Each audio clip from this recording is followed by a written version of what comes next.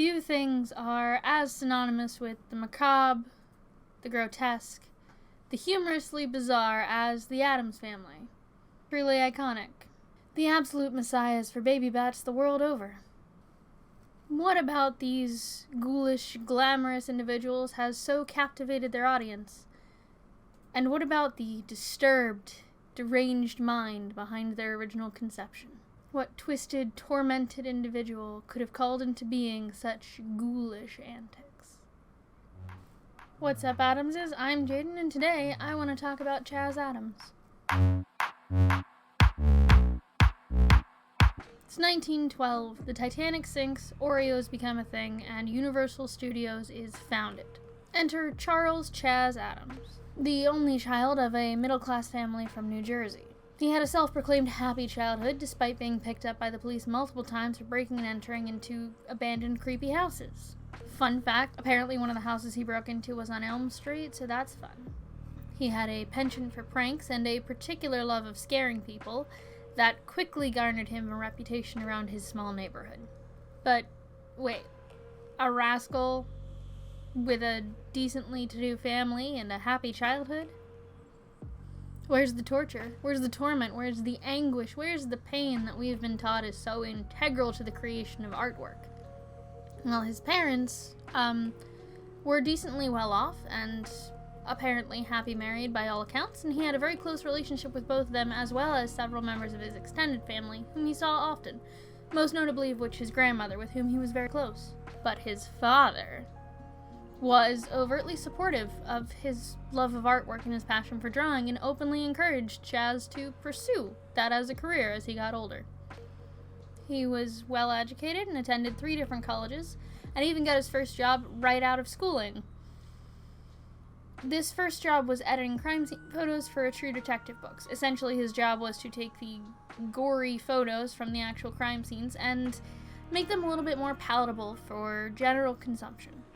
To put it in Chaz Addams' own words, his job was to take crime scene photos and make them less interesting.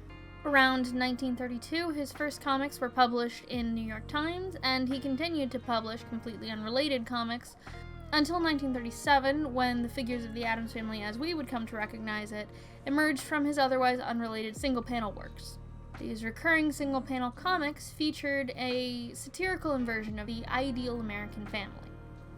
It focused on the day-to-day antics of a rich clan of morbidly inclined individuals. A mother, a father, 2 children, the grandmother, their Frankensteinian butler, the father's brother, and a whole host of animal companions, most notably Kitty Cat the lion and Aristotle the octopus.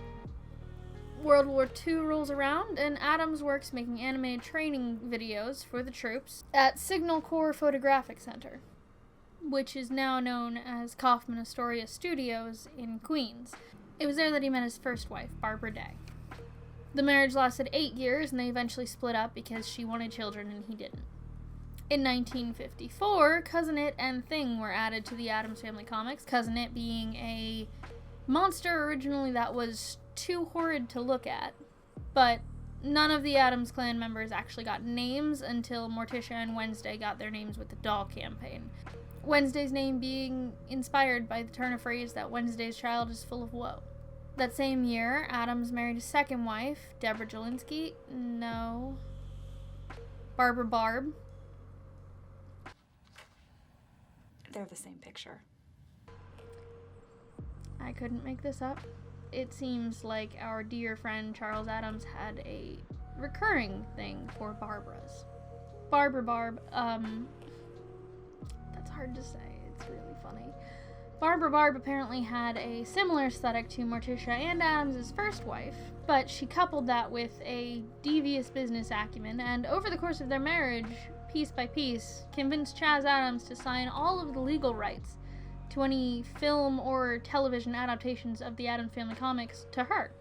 It wasn't until he found out that she had taken out a $100,000 life insurance policy, roughly $960,000 if you account for inflation, on him that he started to get suspicious and began consulting some legal experts. Apparently, in response to him voicing the recent things that his wife had been doing, his lawyer's response was that it sounded eerily similar to the film Double Indemnity, and warned Mr. Addams that his wife might not have his best interest at heart. Yes, I'd like to renew my passport, please. I'll be leaving the country very shortly. Will you be traveling alone? Yes, I'll be a widow. In 1956, they got divorced, and he wouldn't remarry again until 1980. In 1964, ABC approached Charles Addams about potentially making his comics into a TV show, and after clearing the project with his ex-wife Barb, Addams set about solidifying his characters a little bit more in a way that would present well on television. It was here that the rest of the family got their names as well as their more solid personality. These were taken by ABC, modified slightly, and eventually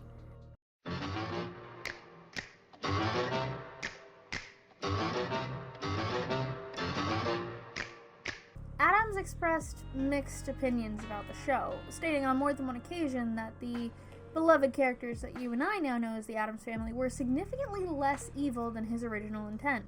While the show was on air, New York Times refused to publish the Addams Family comics, but they still hired Chaz Addams to draw anything else that he might want to, and he freelanced during the entire run of the show. After the show ended, New York Times picked the Addams Family comic back up, and Chaz Addams continued to freelance. He gained popularity so much that he was well regarded as a man that everyone, including Alfred Hitchcock, wanted to meet. He was a renowned socialite, charming, and a well-known lady killer. He was frequently seen on the arm of socialites like Joan Fontaine and Jackie Kennedy. Yes, that Jackie Kennedy. At least, until he made the grave mistake of discussing Jackie Kennedy with a reporter. In 1980, he married his last wife, T, finally broke the barber cycle. The wedding took place in the pet cemetery of her family home in upstate New York. Both parties wore black. A few years later, they moved to their own upstate estate, a place they lovingly christened the Swamp. They lived here happily until 1988, when Charles Addams had a heart attack while parking his car and passed away. When asked about it, his wife said that, it was a fitting way to go. There are a lot of little things, mostly dramatic, that took place over the course of Charles Addams' 76 years of living. He liked cigars, fast cars, being famous, dancing, and had a penchant for the macabre. But he lived a, by his own admission, happy life. He's not a brooding psychopath like a lot of pearl-clutching mothers might assume he would have to be to create the most iconic family of ghouls ever to exist. And yet, for his time, he was one of the most well-known artists of his time. His name doesn't get thrown around much nowadays, but I don't know a single person who hasn't heard of the Addams Family. So what can we learn from his life? Maybe that trauma isn't a necessary ingredient for creating something great? That maybe dark fiction and dark art doesn't require a direct catalyst ruining someone's life to exist? Personally, if anything stuck with me from the research I did about his life, which overlapped significantly with the research I did for that video, was that Chaz Addams' success, fame, immortality, happiness came from being himself and the support he got from those around him who cared about him.